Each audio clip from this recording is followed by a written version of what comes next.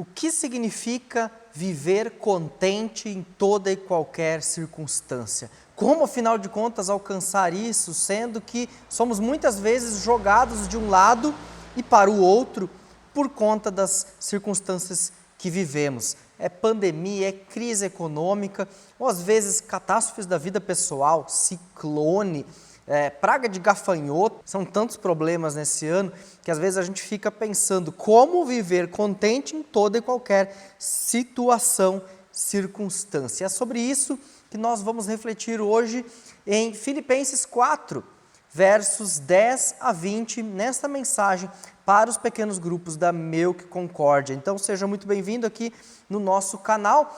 Não esqueça de curtir esse vídeo se você gosta do conteúdo dele, de comentar, de indicar para outras pessoas o nosso canal e os nossos conteúdos. Para hoje nós vamos estudar Filipenses 4, versos 10 a 20, e eu convido você a pegar sua Bíblia e acompanhar a leitura. Pode ser no aplicativo, no computador, mas a Bíblia de papel faz bem, porque você pode dar aquela anotada, aquela rabiscada nos versos que chamaram a atenção, botar aquele ponto de interrogação no ladinho quando você não entendeu alguma coisa e talvez até depois pegar outra tradução, outra versão e ler ela para que você possa entender melhor, com mais profundidade o texto. Então vamos à leitura, Filipenses 4, versos 10 até 20. Alegro-me grandemente no Senhor, porque finalmente vocês renovaram o seu interesse por mim. De fato, vocês já se interessavam, mas não tinham oportunidade para demonstrá-lo. Não estou dizendo isso porque esteja necessitado, pois aprendi a adaptar-me a toda e qualquer circunstância. Sei o que é passar necessidade, sei o que é ter fartura. Aprendi o segredo de viver contente em toda e qualquer situação, seja bem alimentado, seja com fome, tendo muito ou passando necessidade. Tudo posso naquele que me fortalece. Apesar disso, vocês fizeram bem em participar de minhas tribulações. Como vocês sabem, Filipenses, nos seus primeiros dias no Evangelho, quando parti da Macedônia, nenhuma igreja partilhou comigo no que se refere a dar e receber, exceto vocês. Pois, estando eu em Tessalônica, vocês me mandaram ajuda, não apenas uma vez, mas duas, quando tive necessidade. Não que eu esteja procurando ofertas, mas o que pode ser creditado na conta de vocês. Recebi tudo, e o que eu tenho é mais que o suficiente. Estou amplamente suprido, agora que recebi de Epafrodito os donativos que vocês enviaram. São uma oferta de aroma suave, um sacrifício aceitável e agradável a Deus. O meu Deus suprirá todas as necessidades de vocês, de acordo com as suas gloriosas riquezas em Cristo Jesus. A nosso Deus e Pai, seja a glória para todos sempre. Amém. Qual é a chave para o contentamento? Nessa mensagem eu quero abordar 3 questões. A primeira é que o contentamento não depende das circunstâncias as quais nós estamos vivendo. Segundo, que a gente precisa sempre lembrar do cuidado de Deus. E terceiro, não menos importante, ou na verdade o mais importante, o contentamento tem um segredo que Paulo deixa implícito aqui no texto. Então, vamos primeiro definir o que é contentamento, já que a gente vai falar desse assunto aqui, o que Paulo entende por contentamento, o que ele está colocando nesse texto bíblico. Primeiro, o termo contentamento significa literalmente, aqui o vocábulo que Paulo utiliza, autogoverno. Autarquês significa a mesma palavra parecida na língua portuguesa para autarquia, que é aquele órgão público que tem um estatuto, um regulamento próprio, que ele não precisa ficar o tempo todo perguntando para um político como é que devem ser feitas as coisas. Ele tem uma certa autonomia para gerir os seus negócios de acordo com o seu regulamento próprio. Então, autarquia aqui, autarquês, é o autogoverno, é a independência. Mas estranho, não é? Que Paulo, de repente, agora diz que ele está independente, que ele tem autogoverno. O que ele quer dizer com isso? Esse termo, na verdade, muito utilizado pelos estoicos para referir-se à vida sem a necessidade de estar preso a coisas materiais. Então, eu sou uma pessoa desprendida, sou uma pessoa que vive aí sem a necessidade de ter muitas coisas, sem me prender às coisas, sem me prender às pessoas. Então, eu sou uma pessoa independente, livre. Eu vivo a liberdade porque eu não me prendo às circunstâncias da vida, ao ter ou ao não ter. Na verdade, para os estoicos era mais importante que você, de fato, não tivesse nada, que você vivesse numa espécie de pobreza, sei lá, tipo um ermitão, tipo um monge que vive na pobreza por opção. E é mais ou menos isso que eles tinham em mente. Mas parece que Paulo tem outra ideia de autarquês, outra ideia de contentamento. Até porque em Gálatas 5:23, dá uma olhada nesse texto, abre sua Bíblia, Gálatas 5:23, 22, 23 falam fruto do Espírito, falam a respeito do fruto do Espírito, e ali estão lá várias palavras, vários termos importantes do que o Espírito Santo produz em nós, e um deles é domínio próprio. De novo, um termo que denota algo que parece que eu tenho que fazer. Assim como a autarquia, como a independência, como o autogoverno, algo que se refere a mim mesmo, o domínio próprio, de novo, se refere a eu dominar a mim mesmo, a eu ter o controle de mim mesmo, a eu estar no governo da minha própria vida, da minha própria existência. E ele diz que isso é fruto do Espírito, eu poder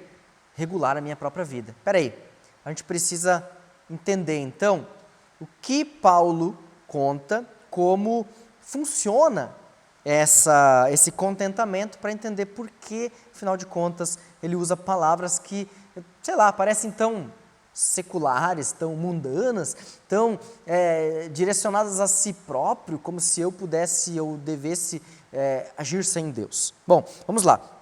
Primeiro, contentamento não depende das circunstâncias. A grande alegria de Paulo, ele relata já no verso 10 a respeito disso, é o cuidado que ele recebeu por parte dos filipenses.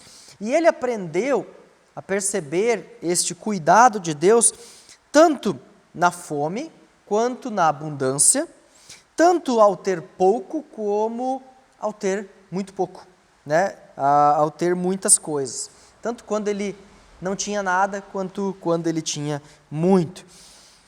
E por que ele tem autogoverno? Por que ele tem independência?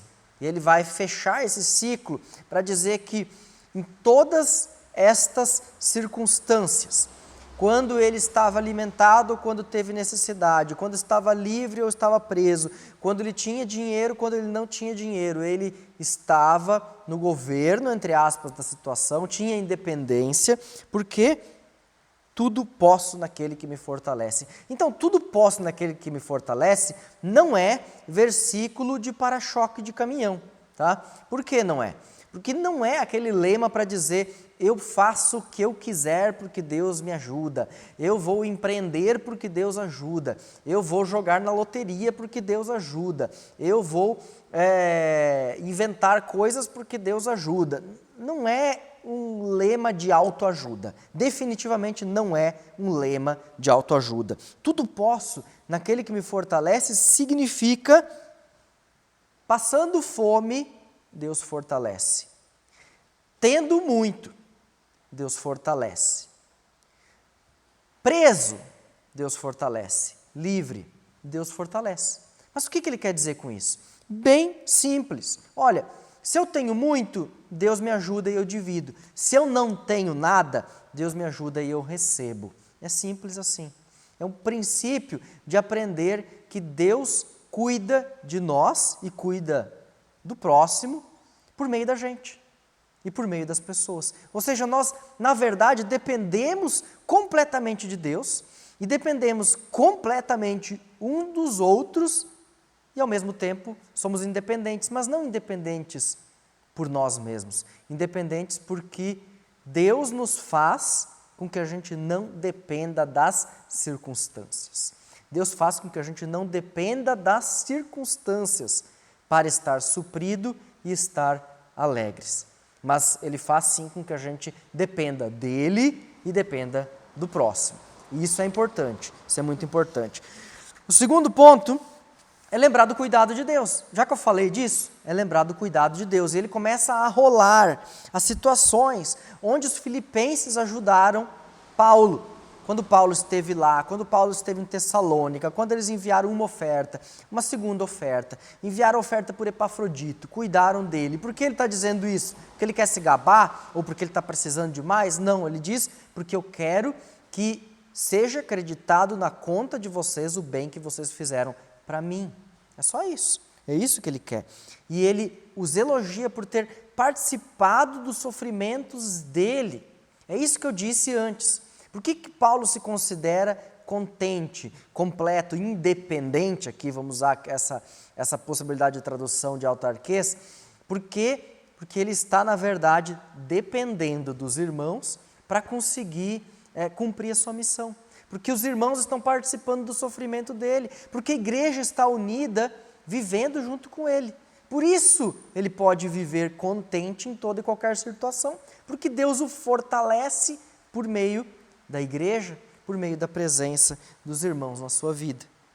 E então, o segredo nada mais é do que o versículo 19 nos atesta: Deus nos supre em Jesus Cristo todas as nossas necessidades por meio das suas riquezas, da sua gloriosa riqueza. Deixa eu explicar um pouquinho esse verso para você. O verso diz o seguinte: o meu Deus suprirá todas as necessidades de vocês de acordo com as suas gloriosas riquezas em Cristo Jesus. O meu Deus, a confiança dele está em Deus, como eu já citei desde o começo, suprirá todas as necessidades de vocês. Então, passando por necessidade, dificuldade, precisando de alguém, de um apoio, enfim, independente do que, havendo necessidades, Deus supre. Como ele supre? Será que ele supre agora? Eu quero jogar na loteria, Deus vai me suprir os números da sorte.